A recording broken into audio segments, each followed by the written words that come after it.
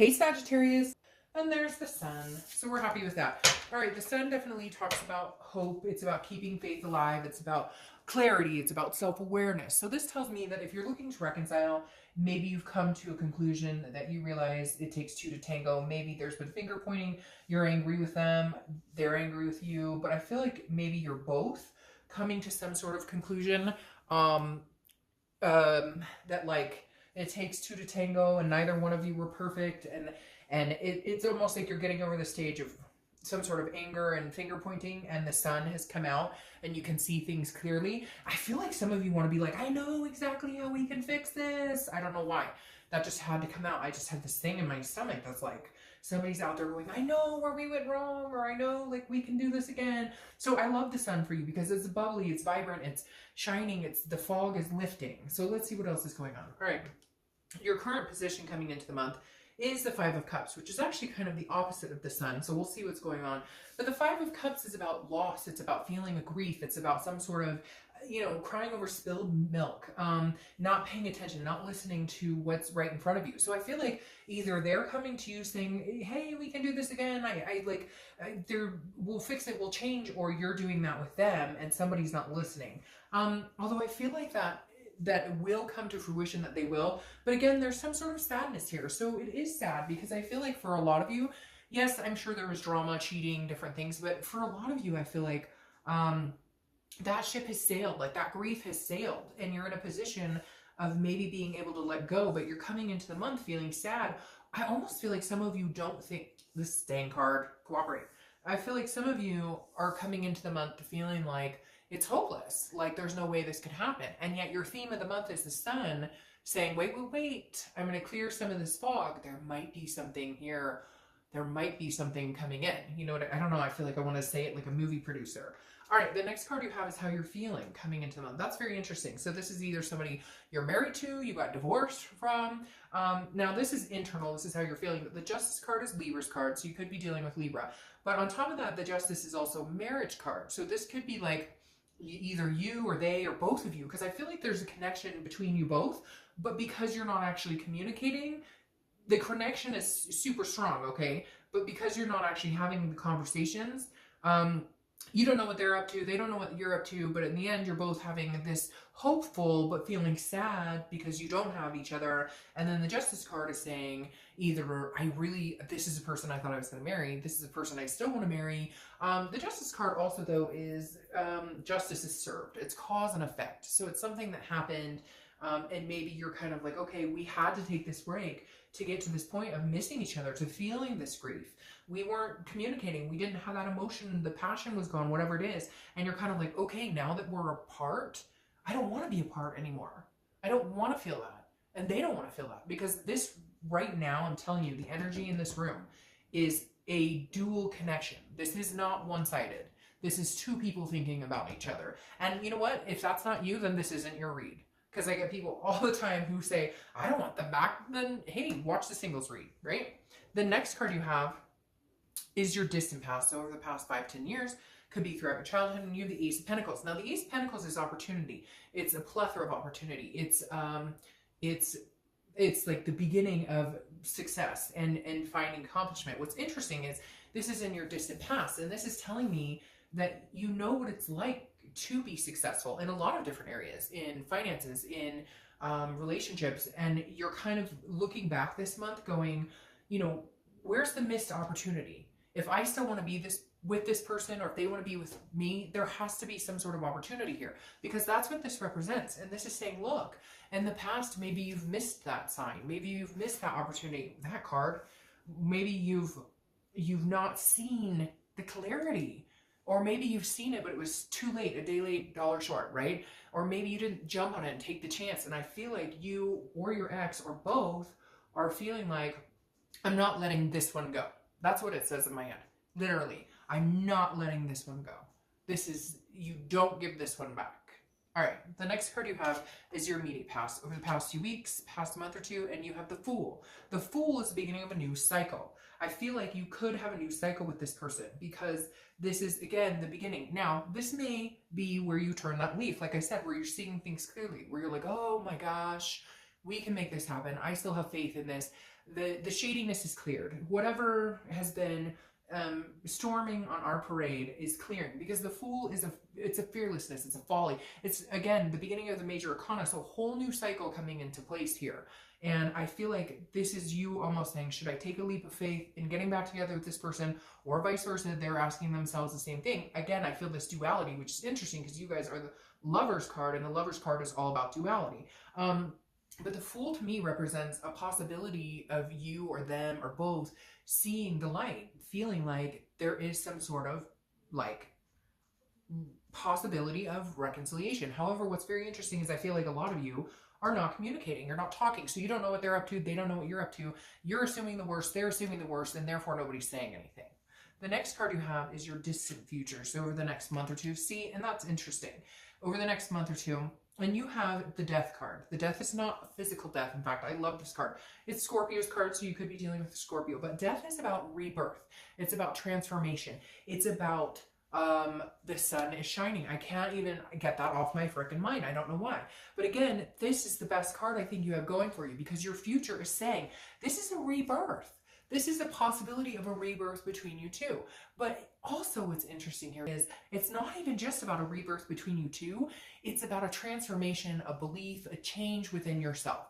So this could pertain to this person, or this could pertain to self-love. This could pertain to, guess what, if it doesn't work out with this person, that's okay, because you're ready for the future. Whatever you've been doing or whatever you're going to do over the next few months is going to gear up to whatever is coming your way, to almost, it feels almost like a destiny or some sort of karmic resolution, because again, this is some sort of change. Now, it could be kids. I mean, she is pregnant and there is a kid right there. So it could be, you know, maybe you're having kids, maybe you're already pregnant, or maybe your significant other is pregnant, or your ex is pregnant, etc.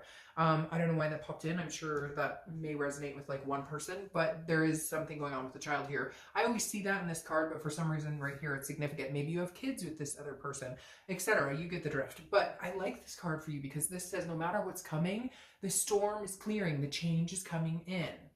The next card you have is your immediate future. So over the next few weeks, the Knight of Pentacles, hard at work, dutiful, cautious. So I feel like you're going to continue to keep your head in the game of life, right? Before, there may have been some devastating blows because of the breakup, because of the non-communication, because of the sadness, the grief.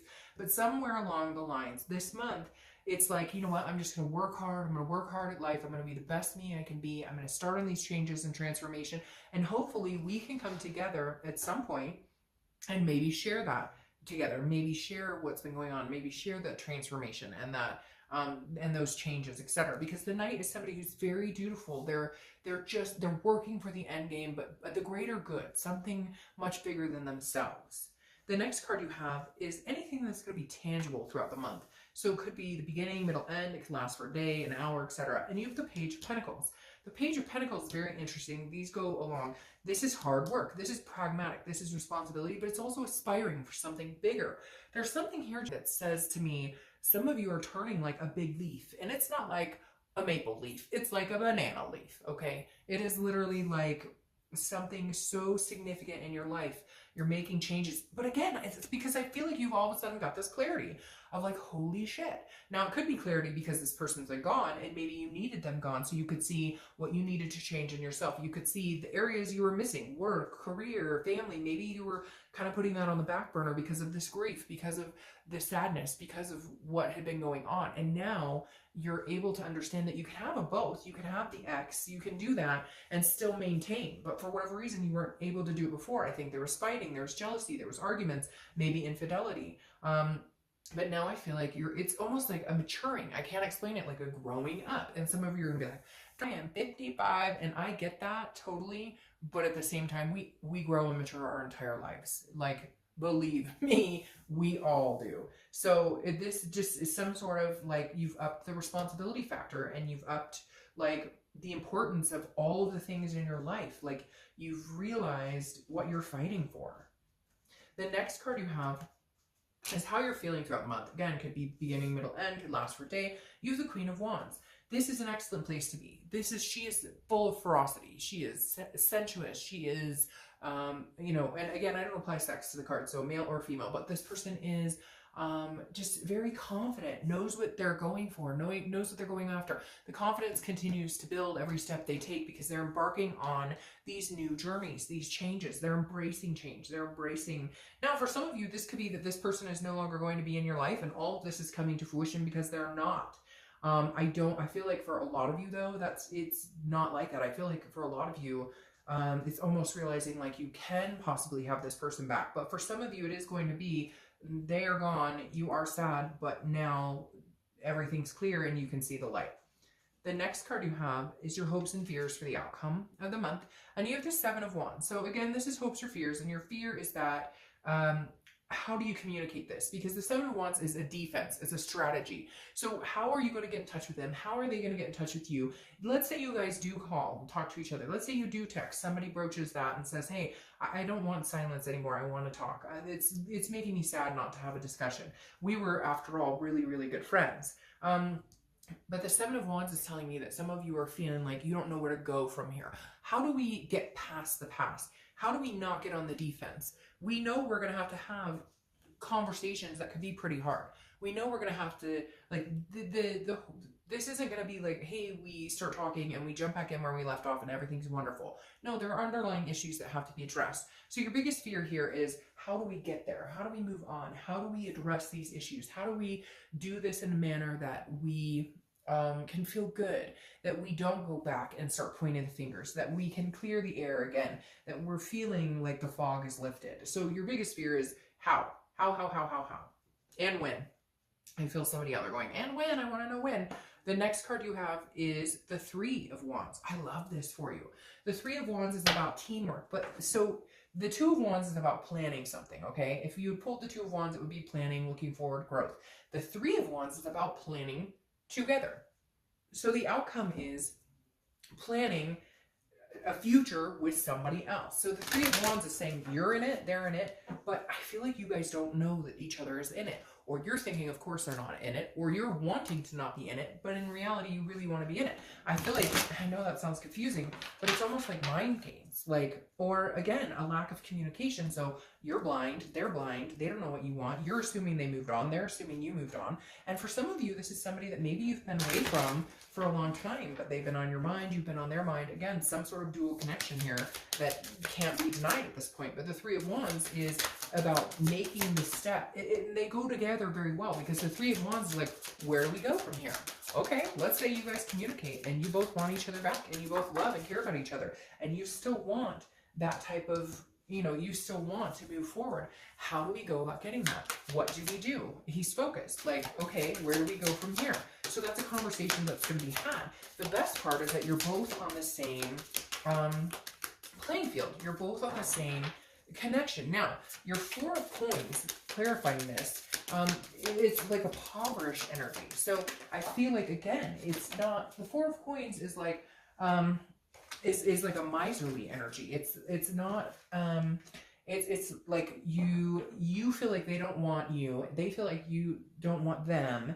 And so what's clarifying your outcome here is like, you guys are going to have this discussion and get there. Because again, the Four of Coins, it's impoverished. It's feeling like you're like, not like you're lost without them. I don't want to say that because some of you are going to be like, that's a stretch. It's not like I'm lost without them. I've just been thinking about them a lot or whatever. But the Four of Pentacles is telling me some of you are feeling like your other half is missing, because this is a impoverished energy. This is feeling broke without them, and not, obviously in a physical way and not even in a financial way, but more of a mental, like, if we're not connected, then I feel like we're, another piece of me is missing. Because again, it's also a possessive energy, so it's kind of like a you're mine, but not in a weird crazy stalker way, more in like a, we work better together, but I feel like it's going to take you a minute to get there. Now, here's what I like is the Page of Wands is clarifying the distant future. The Page of Wands is a spark. It's a curiosity and it's confidence. So this says, okay, somebody's going to humble up and be like, I can't stop thinking about you. I can't live without you type energy. I'm going to have a conversation. We need to have a conversation. We need to talk. I don't know what you're up to. Maybe you're dating 20 men or women. Maybe you're about to get married. I don't know, but I need to know what's going on. So eventually here in the next month or two, that Page of Wands is going to crack and somebody's going to call the other person or text and say, hey, what's going on? Or at least some sort of communication is going to come into fruition. Now, For some of you, again, like I said, this could be a total, nope, this is eye-opening. And then at some point you guys connect and you're like, no, I can't, I don't want to be with you.